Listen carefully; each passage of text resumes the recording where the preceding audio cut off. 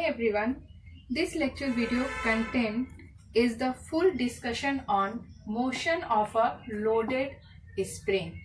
As we have already discussed what is simple harmonic motion. So what will happen when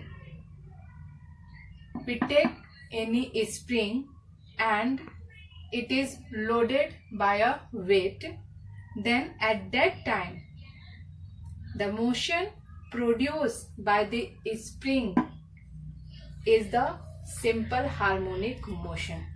Okay? जब भी किसी spring पर हम लोग लोड डालते हैं तो उस लोड के डालने के चलते स्प्रिंग में जो मोशन प्रोड्यूस होगा, that motion is the simple harmonic motion. क्यों? बिकॉज वी नो दैट कि सिंपल हार्मोनिक मोशन में क्या होता है, रिपीट, एक ही मोशन रिपीट होता है in a interval, in a fix interval of time. तो ठीक उसी तरीके के मोशन को हम लोग इस स्प्रिंग पर भी ऑब्जर्व करेंगे, या फिर इस इलास्टिक, आप इस एक्सपेरिमेंट को घर में भी कर सकते हो, किसी पेन के स्प्रिंग को ले सकते हो, या this is the elastic and you can see that कि इस इलास्टिक पे जब हम लोग वेट डाल रहे हैं, सो ऑफ कोर्स ये क्या हो रहा है, up and down up and down. That means what, कि ये बार बार एक ही मोशन को रिपीट कर रहा है in a fixed interval of time. It means it is an example of simple harmonic motion. और सेम इसी तरह का मोशन प्रोड्यूस होता है इस स्प्रिंग में. So that is the reason जो भी हम लोगों ने सिंपल हार्मोनिक मोशन के कॉन्सेप्ट को समझा है, ठीक उसी कॉन्सेप्ट पे जब हम लोगों ने स्टडी किया था सिंपल हार्मोनिक मोशन को, तो उसके टाइम पीरियड को निकाला था, डिस्प्लेसमेंट को निकाला था, फ्रीक्वेंसी फाइंड आउट किया था, एनर्जी फाइंड आउट किया था. ठीक उसी कॉन्सेप्ट को यूज करके यहाँ पर भी हम लोग each and everything find out करेंगे. अभी हम लोग जा रहे हैं क्या फाइंड आउट करने, टाइम पीरियड फाइंड आउट करने. So this is the first condition. ये हम लोगों ने एक स्प्रिंग लिया, consider a spring A B of negligible mass and length L, जिसका लेंथ L है और मास नेग्लिजिबल है, suspended from a rigid support, और इसके एक एंड को यहाँ पर पॉइंट, इस पॉइंट पर फिक्स कर दिया गया है, is a fix. When a mass m is attached to the free end, this b is the free end. तो जब इस b एंड पे हम लोग मास को अटैच करते हैं, then as a result of it what will happen, क्या होगा, जैसे ही हम लोग अटैच करेंगे then it elongates to the point C. जब हम लोग इस B पॉइंट पे मास को अटैच करेंगे तो ये इलोंगेट हो जाएगा, इस लेंथ का एक्सटेंशन हो जाएगा कहाँ तक, पॉइंट C तक. सो यू कैन सी इस BC को हम लोगों ने L ले लिया. Initial length is what, initial length is L. जब हम लोगों ने उस पे मास M डाला तो जो भी लेंथ का एक्सटेंशन हुआ that is suppose L. So BC is equal to L. We can write BC is equal to L. Now here you know that जब भी हम लोग इलास्टिक को लेते हैं और उसे स्ट्रेच करते हैं तो ऑफ कोर्स उसका लेंथ क्या होता है, एक्सटेंड होता है. उसका लेंथ क्या हुआ, ये एक्सटेंड हुआ. लेकिन जैसे ही हम लोग इस पे से लोड हटा देते हैं तो ये अपने ओरिजिनल पोजीशन पे आ जाता है. ये जो ओरिजिनल पोजीशन पे ये आ रहा है मीन्स व्हाट, वो वहां पर भी एक फोर्स काम करता है, एंड वी नो दैट कि that force is called restoring force. और इसको बहुत ही अच्छे से साइंटिस्ट हुक्स ने एक्सप्लेन किया था और उन्होंने एक लॉ दिया था, that law is F is directly proportional to L. F is the restoring force. ये वो फोर्स है जो जैसे ही हम लोग इस लोड को हटाएंगे तो फिर से वो अपने पोजीशन पे आ जाएगा. That force is called F force. This force is actually because of the F force, that is called the restoring force. और ये किसके डायरेक्टली प्रोपोर्शनल होगा, तो L के डायरेक्टली प्रोपोर्शनल होगा. जब ये प्रोपोर्शनलिटी को हटाएंगे हम लोग तो हम लोग लिख सकते हैं F is equal to minus KL, where this K is called force constant या फिर spring factor. I think it is clear to all of you.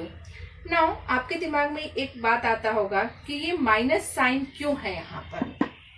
We know that in case of physics, minus sign we use to represent the direction.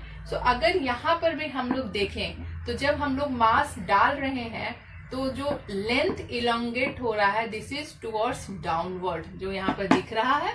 और ये जो restoring force हम लोगों को मालूम है ये कि इसके अपोजिट डायरेक्शन में लगता है, जो कि यहाँ पर दिख रहा है upward.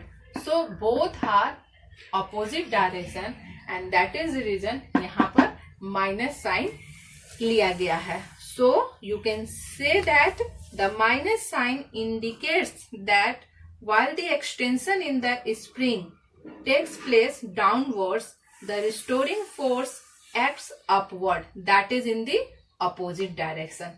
Now, so this is the reason why we take here negative sign. Now, if you want to define this force constant, spring factor, अगर आप इसको define करना चाहते हैं, then for this consider L is equal to 1. So when L is equal to 1, so putting this value in equation 1, what you can write? You can write F, since L is equal to 1, so F is equal to minus K. F is equal to minus K.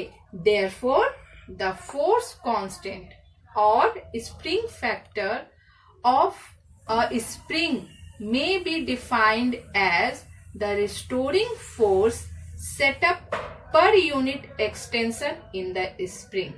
मैं फिर से repeat करती हूँ इस definition को.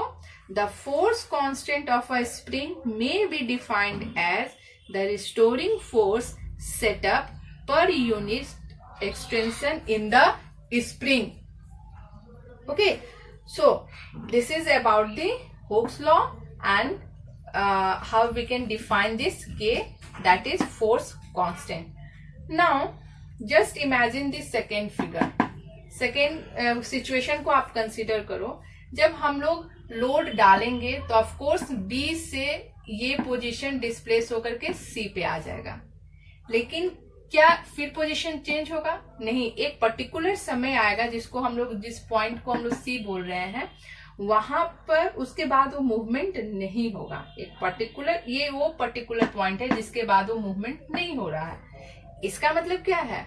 इसका मतलब ये है कि ये जो फोर्स F रिस्टोरिंग फोर्स लग रहा है और ये जो mg नीचे की तरफ लग रहा है, ये दोनों जिस पॉइंट पर मूवमेंट नहीं हो रहा है, जिस पॉइंट पे वो फिक्स हो गया है, ना ही वो ऊपर जा रहा है. इनिशियली क्या होता है, जब हम लोग डालते हैं लोड को तो अप एंड डाउन मूव करता है, लेकिन एक समय आता है जो एक पॉइंट पे वो फिक्स हो जाता है.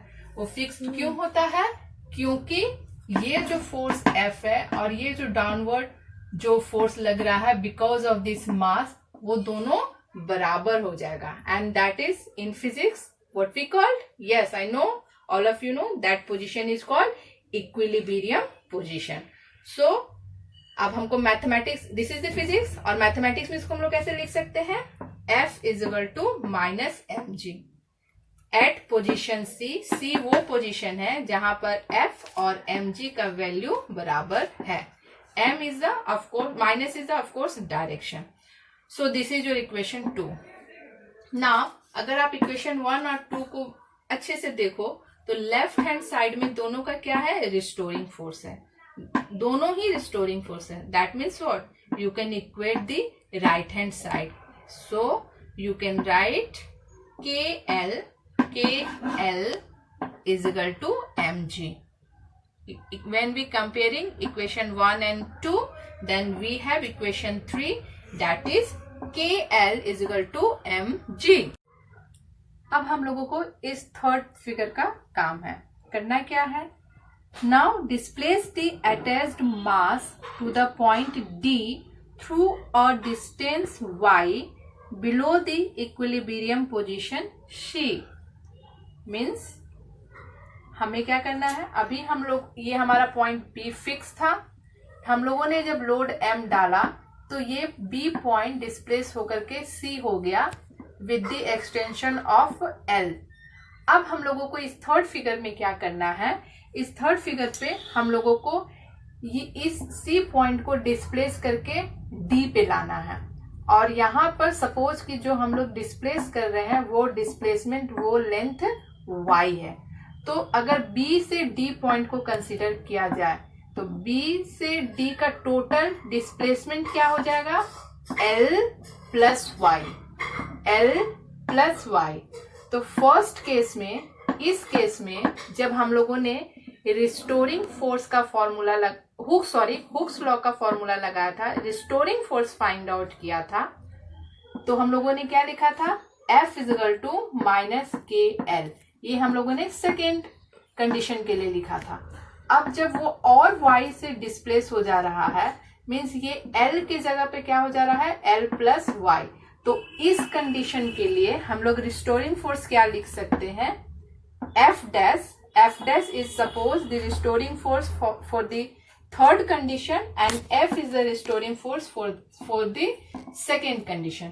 तो फर्स्ट कंडीशन, तो सेकेंड कंडीशन के लिए F dash क्या हो जाएगा, रिस्टोरिंग फोर्स क्या हो जाएगा, माइनस के, बस हम लोगों को L के जगह पे लिख देना है L प्लस वाई। सो हमारे पास दो रिस्टोरिंग फोर्स आ गया है, दो स्प्रिंग के पोजीशन के लिए। Now we have to subtract this first restoring force from this new restoring force. That means F dash minus F is equal to minus K L plus M minus K L. So जब हम लोग इसको solve कर लेंगे तो हमारे पास finally क्या आ जाएगा, F dash minus F is equal to minus KY. Because ये KL और ये KL कैंसिल हो जाएगा, हमारे पास सिर्फ आ जाएगा KY. Now from the Newton's law we know that F is equal to MA, F is equal to MA, so A is equal to F by M। अब इस फॉर्मूला हम लोगों को यूज करना है, और यहाँ पर अगर हम यूज करना चाहे इस कंडीशन के लिए तो यहाँ पर F का वैल्यू हो जाएगा F डैश माइनस F। और सिंस हम लोग इस कंडीशन में भी मास M ही लिए हैं तो यहाँ पर कोई चेंजेस नहीं होगा। तो F के जगह पे हम लोग क्या लिख सकते हैं, F dash minus F, F dash minus F by M। और F डैश माइनस F का वैल्यू हम लोगों ने अभी क्या फाइंड आउट किया है, तो minus KY। So replace this F dash minus F by minus KY. That means in this place write down minus KY. So we have A is equal to minus KY by M. So actually what we have to find out, we have to find out the time period which is produced by the motion of the spring when the mass M is loaded at the free end. And we know that जब भी किसी spring पे कोई मास हम लोग load कर रहे हैं तो वो सिंपल हार्मोनिक मोशन प्रोड्यूस करता है। एंड जो टाइम पीरियड होता है सिंपल हार्मोनिक मोशन का, उसका फॉर्मूला होता है T is equal to 2 pi under root displacement by acceleration. Displacement कितना हुआ, y, और एक्सीलरेशन क्या हम लोग कंसिडर किए थे, a। So time period is equal to 2 pi y by a। अब आप लोग याद कीजिए एक्सप्रेशन 4 को, जो कि अभी हम लोग जस्ट निकाले थे बिफोर 30 सेकेंड और 1 minute. a is equal to k by m y। This is the acceleration which is produced by the spring when mass m is loaded. तो ये इस a के वैल्यू को हम लोग यहाँ पुट कर देंगे, इस a के वैल्यू को हम लोग यहाँ पुट कर देंगे। सो हम लोग के पास क्या आ जाएगा, T is equal to 2 pi y by a की जगह पे हम लोगों ने क्या पुट कर दिया, k y by m, k y by m। सो ये हमारा y cancel, so what we have finally 2 pi under root m by k। Now अब आप इक्वेशन 3 को याद कीजिए कि वहां पर हम लोगों का क्या आया था, mg इज इक्वल टू के L, mg is equal to KL. So m by k can be written as L by G. m by k is equal to L by G. So यहाँ पर जो हमारा m by k आया था उस m by k के जगह पे पुट कर देंगे हम लोग L by G. So time period t क्या हो जाएगा, t is equal to 2 pi l by g. So this is the expression for the time period of a loaded spring, and where spring हम लोग हमेशा याद है कि हम लोगों ने क्या एज्यूम किया था, इस टाइम पीरियड को, इस पूरे कैलकुलेशन को करने के लिए हम लोगों ने क्या कंसीडर किया था, हम लोगों ने कंसीडर किया था एक स्प्रिंग ए बी जो कि नेग्लिजिबल मास है, तो स्प्रिंग इज मासलेस. दूसरा क्या एज्यूम किया था, it vibrates with elastic limits so that Hooke's law is always applicable, क्योंकि हुक्स लॉ को यूज करके ही हम लोग सारा डेरिवेशन को ड्राइव कर रहे हैं. And third assumption is the motion of the spring through air is not affected by the drag. Okay मैं फिर से अब क्योंकि जब भी एग्जाम में आएगा तो पुस्तक इसको ड्राइव करने के लिए, टाइम पीरियड को ड्राइव करने के लिए क्या क्या एजम्पशंस हम लोग एज्यूम करते हैं उसको लिखने के लिए. तो first assumption is spring is massless. Second assumption is it vibrates with in elastic limit so that Hooke's law is always applicable. And third assumption is the motion of spring through air is not affected by the drag. और experience हम लोगों ने इसे क्या लिया कि ये जो स्प्रिंग एग्जीक्यूट कर रहा है it is a simple harmonic motion. तो simple harmonic motion executed the spring, और ये इंक्रीज होगा, increase as the mass attach to it is increase. जब भी जो मास हम लोग उस पर डाल रहे हैं उस मास को हम लोग बढ़ाएंगे तो सिंपल हार्मोनिक मोशन का भी मास क्या होगा, वो भी बढ़ेगा. तो जस्ट इमेजिन ना, ये तो हम लोग यहाँ से एक्सप्रेशन से भी बता सकते हैं, लेकिन जस्ट इमेजिन कि हम लोग जो स्प्रिंग ले रहे हैं, जो भी हम लोग मास डाल रहे हैं, उस मास के चलते जो मोशन प्रोड्यूस हो रहा है, तो जब हम लोग मास को बढ़ाते हैं तो क्या होता है, ऑफ कोर्स उसका मास, मोशन जो है सिंपल हार्मोनिक मोशन है वो क्या होगा, वो भी इंक्रीज करेगा. और for a stout spring is less than that for the delicate spring. So this is all about the motion of a loaded spring. In our next lecture video we will discuss coupled oscillation. हम coupled क्या होता है, coupled oscillation क्या होता है, ये किस तरह का मोशन प्रोड्यूस करता है. ऑफ कोर्स ये भी हमारा सिंपल हार्मोनिक मोशन ही प्रोड्यूस करेगा, और इस केस में कपल्ड ऑसिलेशन में टाइम पीरियड क्या होगा that we will discuss. So thank you so much for watching this video. Have a nice day.